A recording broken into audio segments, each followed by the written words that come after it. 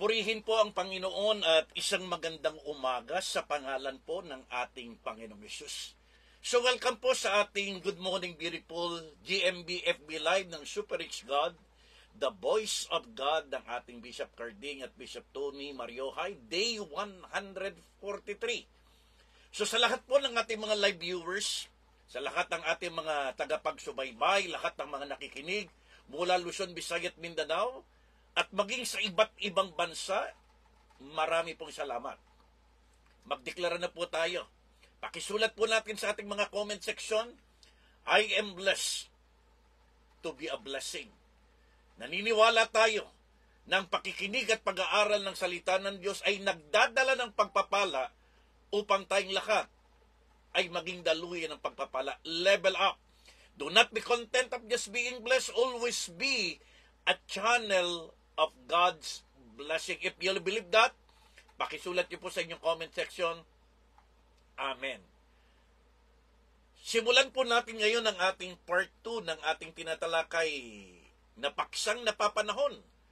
So sa lahat po ng ating mga kandidato, sa lahat ng mga tumatakbong kapitan, mga kagawad at sangguniang kabataan, isang magandang umaga po sa inyong lahat. At kaming lahat ay nagagalak at natutuwa sapagkat mayroon talagang tinatawag at pinipili ang Diyos na ibigay ang kanilang galing, husay at talino para pamunuan ng ating mga barangay. So ngayon po, pag-aralan po natin yung part 2, vote wisely. Iboto ang tama, hindi ang may tama. Anong sabi po ng Proverbs chapter 29 verse 2? Ito po yung ating talatang pinanghahawakan, lalo na po sa pagboto. When the righteous are in authority, the people rejoices. But when the wicked man rules, the people groans. Isang napakagandang paalaala mula po kay Haring Solomon na pag ang namumuno sa isang bansa ay isang taong matuwid, ang bansa ay nagdiriwang at nagsasaya. Subalit kapag ang namuno sa isang bansa ay isang taong makasalanan, ang bansa ay nagluluksa. So nasa ating mga kamay ngayon, mga kaibigan, mga kabarangay, na kapag binoto po natin ang tamang pinuno, lahat tayo magdiriwang, magsasaya, sapagkat magdadala ng pagpapala ang ating ibinotong kandidato. Subalit kapag ang ating naiboto at nanalong kandidato isang taong baliko at may tama, damay po tayong lahat sapagkat ang barangay ay magdurusa at magluluksa sa kanyang maling pamumuno. So ang ating hashtag, pakisulat po natin ang ating hashtag, iboto ang tama, huwag ang may tama. Ito po yung isang matalinong pagboto sa ating kapanahunan. Again, sa Romans chapter 13, naniniwala po tayo ng isang lingkod bayan ay isang lingkod ng Diyos. Na kapag ang isang pinuno, ang isang kandidato, ang isang politiko ay nanalo bilang lingkod bayan, whether we like it or not, siya po'y tatayo ngayon. Hindi lamang bilang isang lingkod bayan ng isang barangay. Siya po'y tatayo bilang isang lingkod ng Diyos. Kaya dapat tayong maging matalino at dapat tayong maging maingat sa ating pagboto. So last Tuesday, tinalakay po natin yung isang katangian niya. Nalaman natin dapat ang matalinong pagboto na kandidatong iboboto dapat member ng F4. Pakisulat niyo po yan. Ang isang tamang kandidato dapat ay member ng F4. Ano po yung tinatawag nating F4? Firmness, futility, and fulfillment. So ngayon talakayin po natin yung isa pang katangian ng isang tamang kandidato.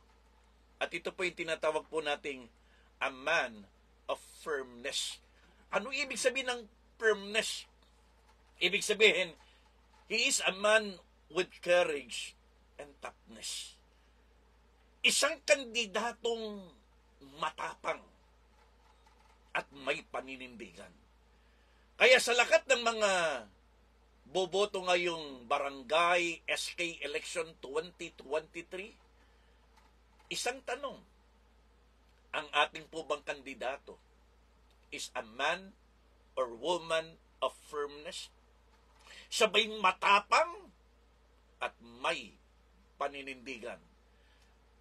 Tingnan po natin yung ating ehemplo na si Moses, kung paano niyang tinayuan ang pagiging matapang at tinuyaan ang tamang paninindigan. Basahin po natin ang Hebrews 11:27. By faith Moses forsook Egypt, not fearing the wrath of the king, for he endured as seeing him who is invisible. Sa Tagalog, dahil sa pananampalataya ni Moses, iniwan niya ang Ehipto at hindi siya natakot kahit magalit ang hari sa kanya. Bagkus siya'y nanindigan sapagkat nakita niya ang Diyos na hindi nakikita. Diyos po ang magpapala ng kanyang buhay at makapangyarihang salita. A man of firmness with an attitude of courage and toughness. So ang hahanapin po natin ngayon sa ating kandidato ay yung talagang very firm, may paninindigan, may tapang at paninindigan. Siya yung tipo ng kandidatong kayang mag-decide even in the midst of fear and risk. Kahit nandoon ang panganib, nandoon po yung talagang hindi ganun kadali, kailangan decisive ang ating kandidato. Tulad nga po ni Moses, talagang napaka-decisive niya na kanyang pamunuan at pangunahan ng bansang Israel ay lumaya mula sa pagkakaalipin sa bansang Ehipto at dalhin niya sa bansang ipinangako ng Diyos sa kanya, ang lupang pangako, from Egypt to Promised Land. Tandaan po natin, Moses made a firm decision to forsake Egypt. Ano ang Egypt sa kanya? Israel's security. And go to the land, the Promised Land, flowing with milk and honey. Ito yung God's security. So ang desisyon na dapat tayuan ni Moses ng buong tapang at paninindigan, kailangan ng bansang Israel, alisin niya doon sa tinatawag po nating Egypt that symbolizes man's security. At dalhin niya sa lumang pangako na tinatawag naman nating God's security.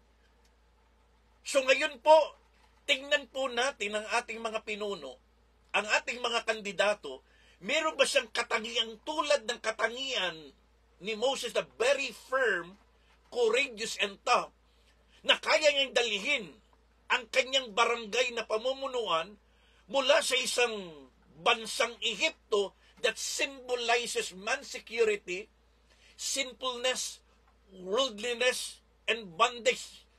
Na ang bansang Ehipto sa Bible ay simbolo ng kamunduhan, kasalanan, at pagkaalipin.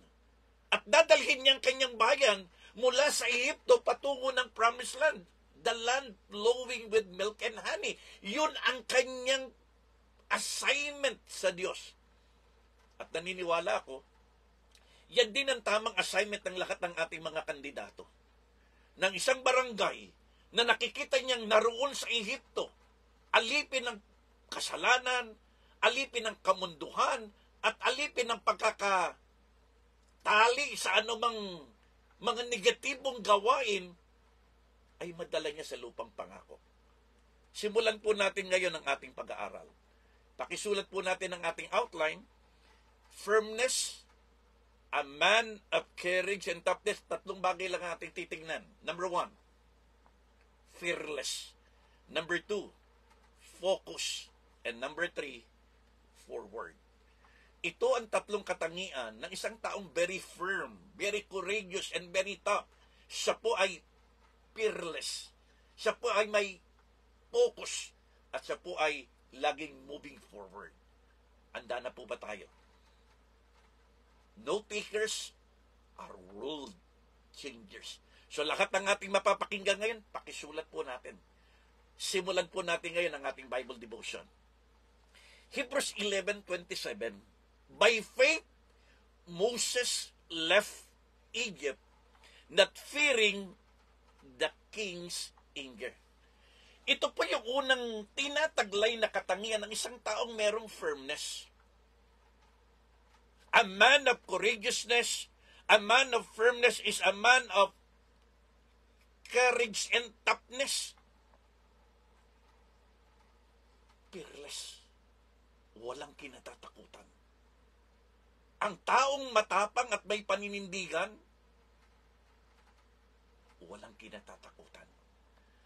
Kaya siguro ang titignan po natin kay Kapitan, sa ating mga kagalang-galang na kapitan na tumatakbo ngayon, sa ating mga kagawad, at sa ating mga SK kabataan, sila ba'y mga tipo ng kandidatong walang kinatatakutan?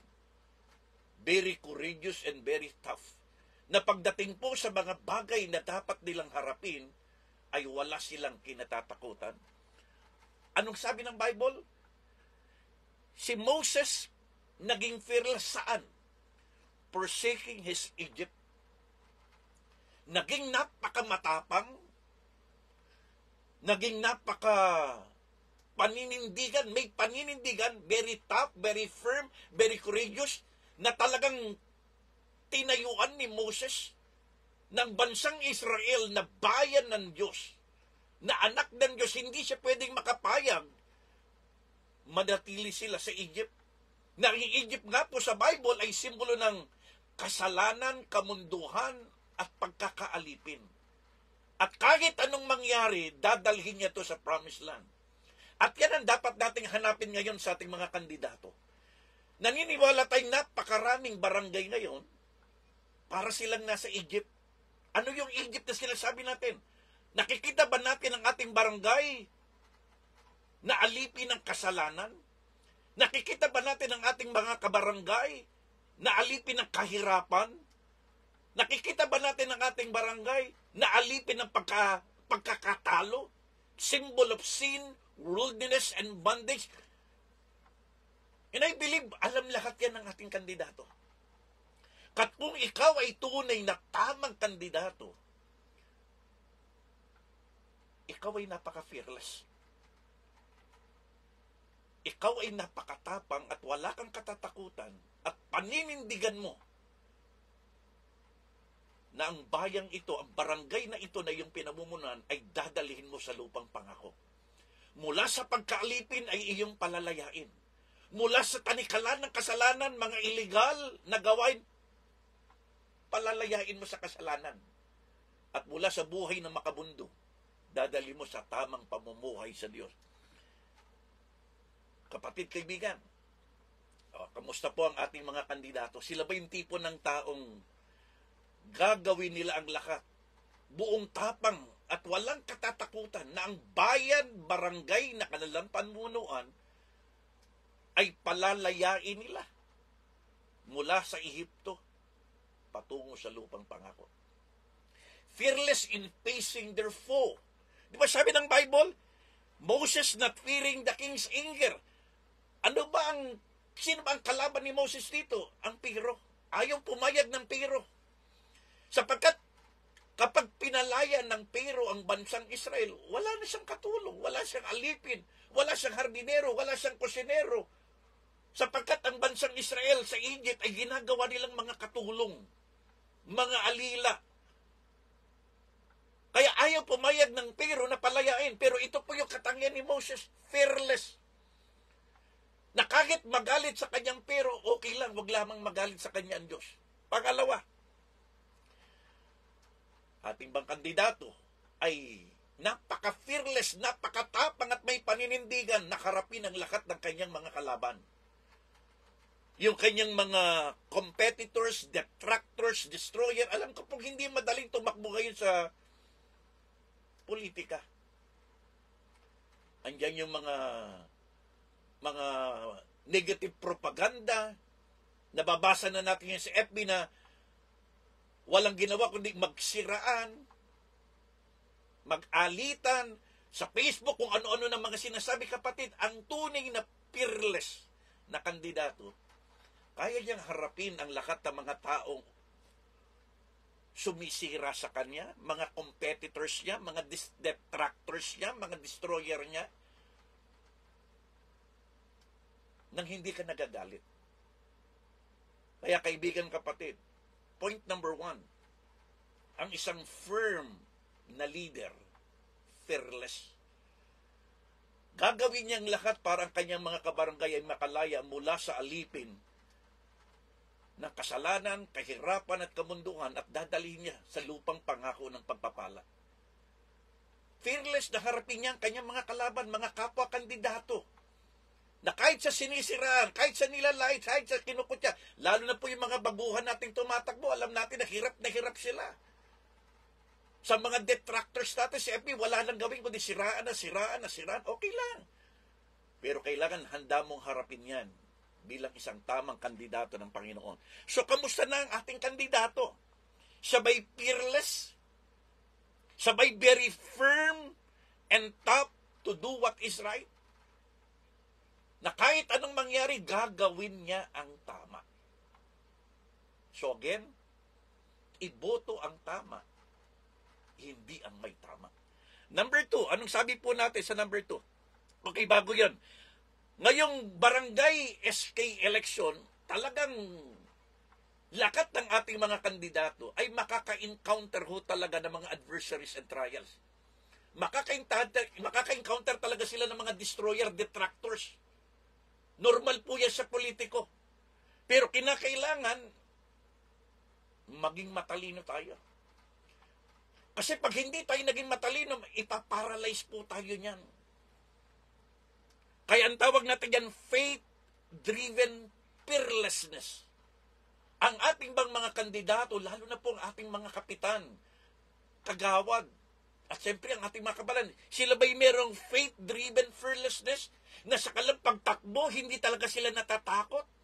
Magalit ba ng hari? Magalit ba ng mga tao? Magalit ba ng mga kaibigan nila na tumatakbo dahil tama ang kanilang ginagawa? Meron ba silang faith-driven fearlessness? And fearlessness, tandaan po natin, is our testament of trust in the sovereignty of God. Kaya sa lahat ng ating mga kandidato, kung ikaw ay naniniwalang ikaw ang tamang kandidato, at ikaw ay yung tamang lingkod ng Diyos na pamumuno ng ating barangay, huwag kang matakot. Dahil kung kakampi mo ang Diyos, wala ka nang dapat katakutan. If God is with us, who can be against us? Number 2, punta po tayo. Ang sabi ng verse 27 uli, and Moses saw the invisible God. Sa gitna ng kanyang pinagdadaanan, na kahit ang mga Israelita nagagalit na sa kanya. Ang pero galit na sa kanya. Pero sa gitna ng kanyang mga pinagdadaanan, sabi ng Bible, nakita niya ang Diyos. Ano ang pangalawang katangian ng isang firm na leader?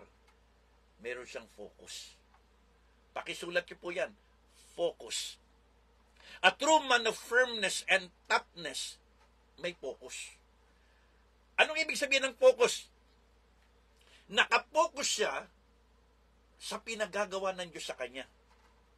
Nakapokus siya sa pagsunod na pinagagawa sa kanya ng Panginoon. Nakapokus siya para mahalin at paglingkuran ng kanyang barangay. Nakapokus siya sa kanyang paglilingkod at mga magagandang programa. Manood po tayo ng kanilang mga, di ba, nakakaroon tayo araw-araw dahil hanggang 10 days lamang po itong campaign period. Panoorin niyo po sila pag nagkasalita. Pag sila nagsalita, nakapokus ba talaga ang kanilang sinasalita? Focus ba sila sa pinagagawa ng Diyos sa kanila? Focus ba sila sa pagsunod at paggawa ng tama? Focus ba sila sa kanilang pagmamahal at paglilingkod sa bayan? At hindi ba sila naaapektuhan ng mga tinatawag nating mga black propaganda? Lalo na po yung mga kandidato nating handang maglingkod sa barangay. Talagang humanda kayo dahil maraming black propaganda. Pero sabi nga natin, a firm, top, courageous leader, may focus. Huwag kang magpapapekto. Nakapokus pa tayo sa pagsunod at tama. No vote buying. Maganda ngayon, medyo maganda ang laban ng bawat politician ngayon. Bakit? Kasi hinikpikan ng COMELEC ang vote buying. Noon, kapag wala kang pera, delikado ka dahil ang mga may pera, pwede magpakain ng pakain. Before, during, and after, form po yan ng vote buying. Yung namimigay ng maraming t-shirt, form po yan ng vote buying. Yung namimigay ng maraming mga bowler, mga sombrero, lahat ng mga, basta ano mang ibigay, pati mga pera po. Kaya pag mayroon kayo nakikita ngayon, pwede nyo picturean, pwede nyo i-video, at pwede nyo ipadala kagad sa COMELEC, at ito may magiging disqualification case sa kanya, at kahit manalo siya sa botohan, pwedeng ma-disqualify. So, ang pangalawang katangian ng isang firm leader na hinahanap natin ngayon, may focus. Hindi siya magpapaapekto sa lahat ng mga black propaganda. Hindi siya magpapaapekto sa lahat ng mga detractors niya, lahat ng destroyer niya. Kaya hindi pwedeng tumakbo ang isang kandidato na onion skin. Bawal po sa isang kandidato na tumatakbo ngayon yung balat sibuyas, yung madali ka maapektuhan, yung gumaganti ka kapag ka nakarinig ka ng masamang paninira laban sa'yo, gagantihan mo. Kailangan, firm. Kailangan may focus po tayo. Anong sabi po natin dito? Tandaan po natin, ang focus ng bawat kandidato ngayon sa ating barangay election ay paglilingkod. Isulat po natin yan. They came to serve and not to be served. Ang sabi nga po ngayon sa social media, ito po yung napaka-trending. Ang paglilingkod sa barangay ay hindi hanap buhay. Ang paglilingkod sa barangay ay hindi rin negosyo. Ito po yung tunay na serbisyo publiko. Kaya nga tawag natin sa kanila, lingkod bayan na isang lingkod ng Diyos. May focus vision.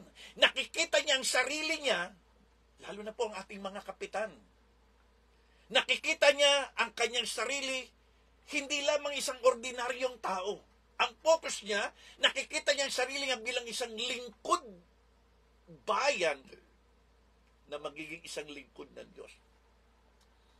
A public servant is a God servant.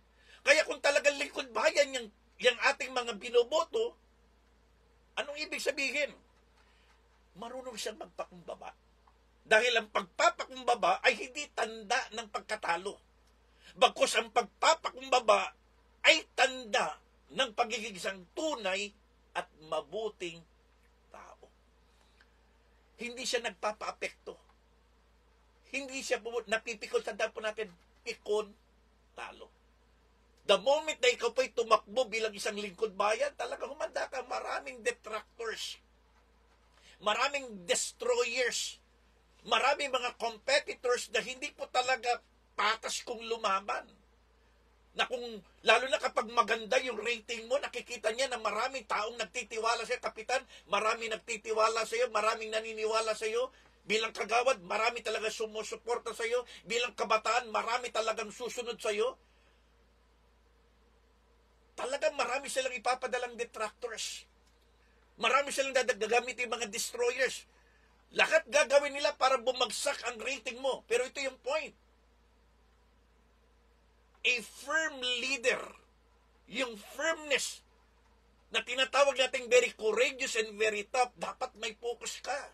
Kahit anong naririnig mo, anong nakikita mo, anong nababasa mong paninira laban sa'yo, nakapokus ka pa rin na ikaw ay magiging isang tunay na lingkod bayan na magiging lingkod ng Diyos na handang magpakumbaba sapagkat ang pagpapakumbaba ay hindi tanda ng pagiging mahina. Hindi tanda ng pagiging talo, kundi tanda ng pagiging isang tunay na mabuting tao. Dahil sa politika, ang pikon ay talo. Tama o may tama? Number 3, the last and final.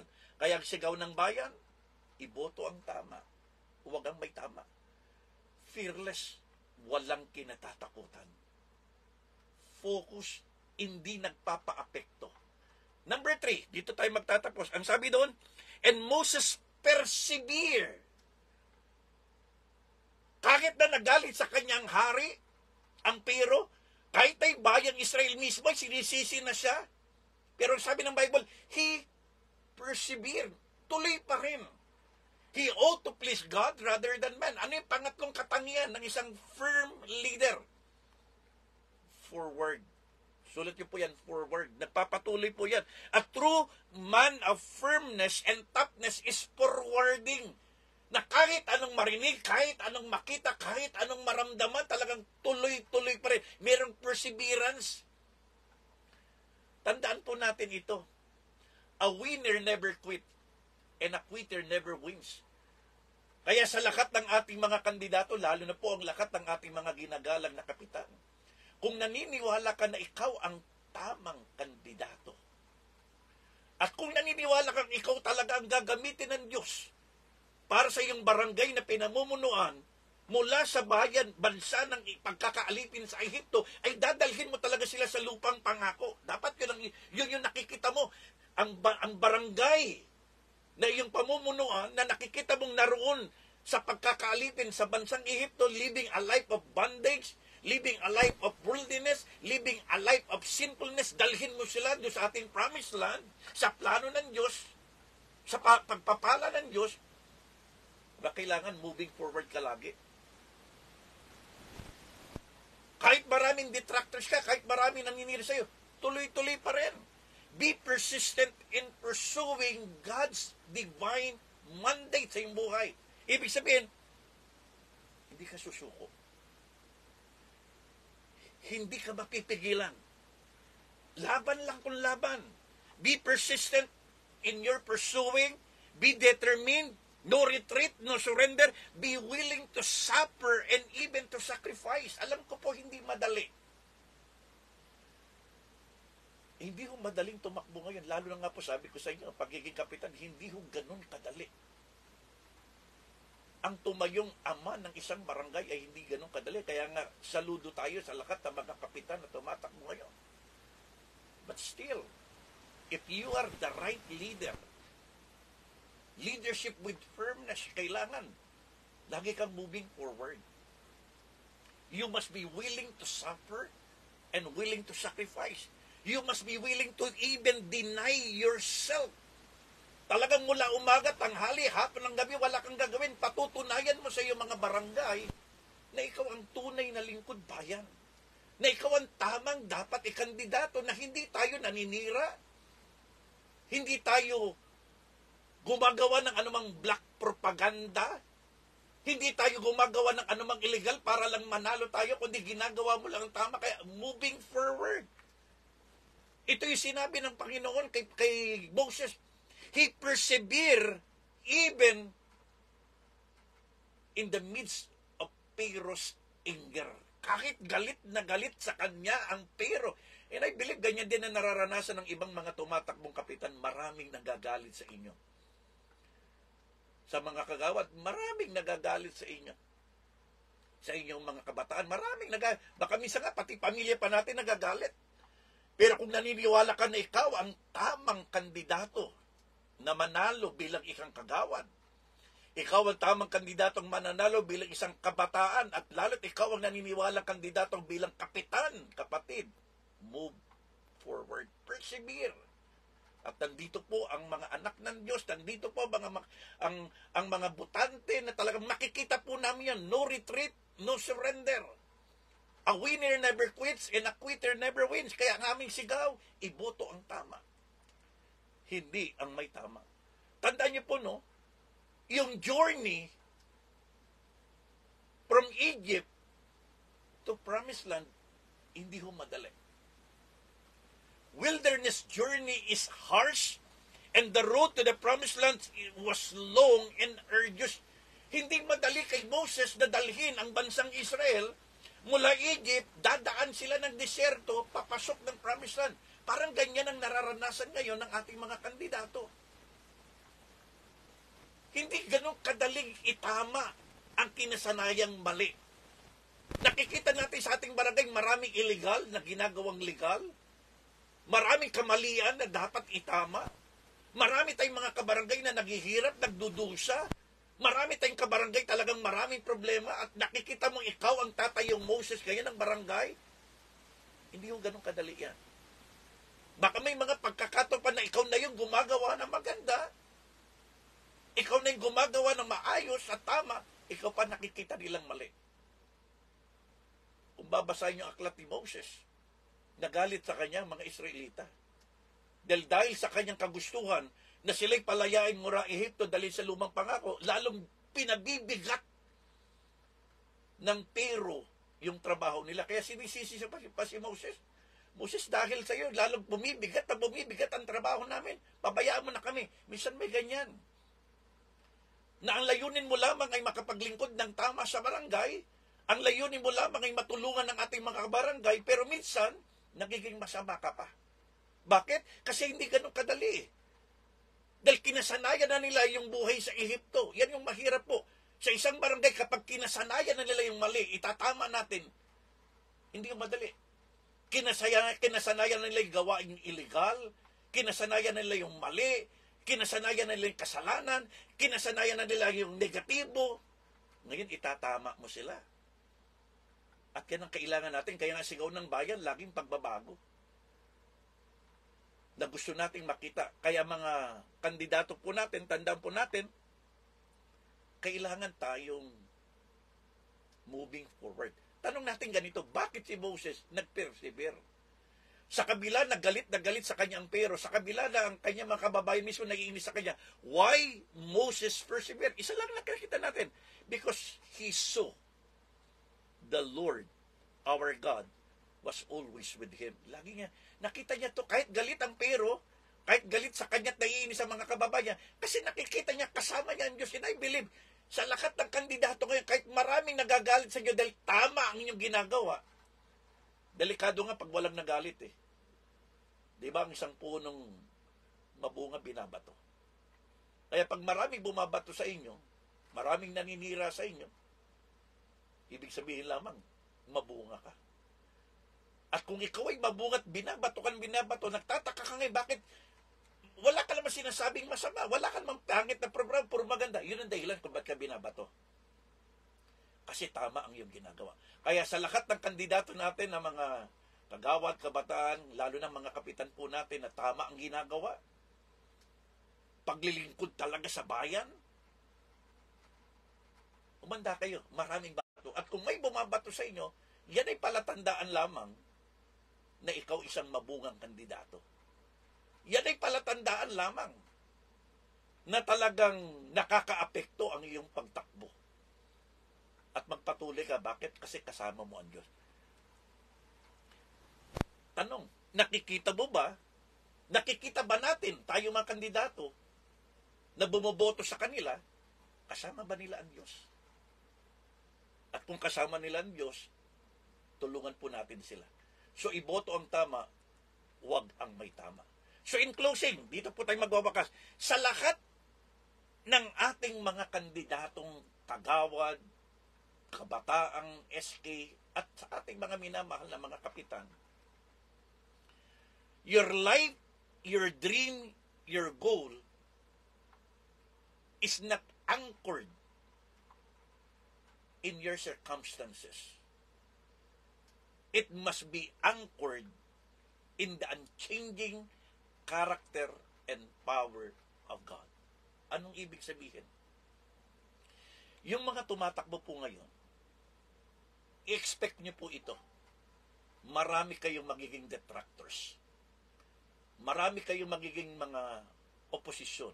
Marami magiging destroyer sa inyo. Kaya nga ang inyong pagtakbo ay hindi nyo dapat i-anchor sa circumstances. Dahil lakat ng circumstances, kapag tama ang iyong ginagawa, kapag tama ang iyong sinasabi, kapag tama mga plano at programa mo, kapag tama ang layunin mo, natatayo kang isang tunay na lingkod bayan, na ang barangay mo mula sa Egypt ay dadalhin mo sa Promised Land. Mula sa kasalanan, dadalhin mo sa katwiran. Mula sa pagkalipin, dadalhin mo sa kalayaan. Mula sa kamunduhan ay dadalhin mo sa giging makadiyos. Yung mga illegal ay itatama mo. Kapatid, don't anchor your leadership in circumstances, but anchor your leadership through the unchanging character and power of God. Manalig at magtiwala ka sa Diyos. At kailangan mo to. Fearless, focus, and forward. Kasama mo ang Diyos. Kakampi mo ang Diyos. At ang Diyos ang magdadala at magbibigay sa iyo ng mga taong tamang susuporta at tutulong sa iyong kandidatura. So muli po, maraming salamat po sa lahat ng mga nakinig. So ngayon po ay manalangin tayo. Ipag-pray po natin ang lahat ng ating mga kabarangay, ang ating mga botante, ang ating mga kandidato, at maging ang eleksyon na ito, maging maayos, mapayapa, at maging matagumpay. Dahil napapanood natin yan sa ibang mga lugar, nakakamatay na mayroon ng hindi lamang dayan, may patayan na. Ibigay natin ito sa Diyos.